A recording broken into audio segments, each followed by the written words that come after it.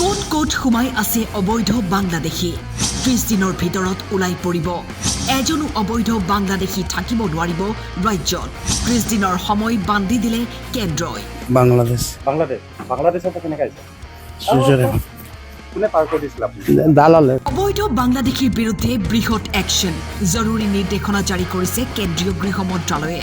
operation সিন্দুৰৰ পিছত যিদৰে পোহৰলৈ আহিছিল ভাৰতৰ চুকে কোণে শিপাই থকা পাকিস্তানী ঠিক একেদৰে এতিয়া 30 দিনৰ ভিতৰত এটা এটাকৈ চিনাক্ত কৰা হ'ব অবৈধ বাংলাদেশী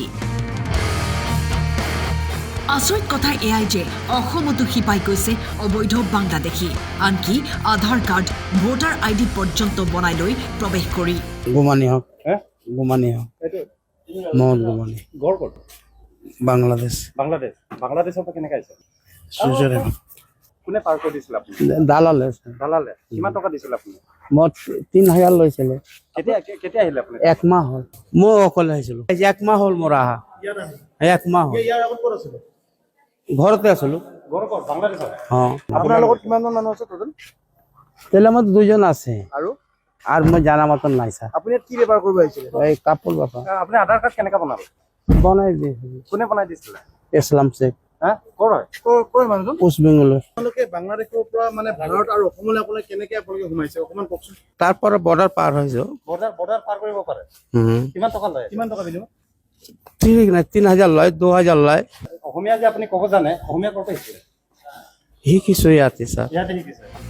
বাংলাদেশৰ লগতে মায়ানমাৰৰ নাগৰিককো চিনাক্ত কৰিব লাগিব দেশৰ ৰাজ্যসমূহে অবৈধ অনুপ্ৰৱেশকাৰীৰ চিনাক্তকৰণ আৰু বহিষ্কাৰৰ ব্যৱস্থা গ্ৰহণৰ নিৰ্দেশ দিয়া হৈছে ভাৰতত যি গতিত অবৈধ বাংলাদেশীৰ প্ৰৱেশ ঘটিছে যদি এতিয়াই ৰোধ কৰা নাযায় ই ভয়ংকৰ ৰূপ ল'ব পাৰে আগন্তুক সময়ত BSF আৰু আছাম ৰাইফলছৰ সঞ্চালক প্ৰধানলৈও নিৰ্দেশনা জাৰি কৰা হৈছে ইতিমধ্যে গুজৰাটত সৰ্বাধিক 6500 বাংলাদেশীক আটক কৰা হৈছে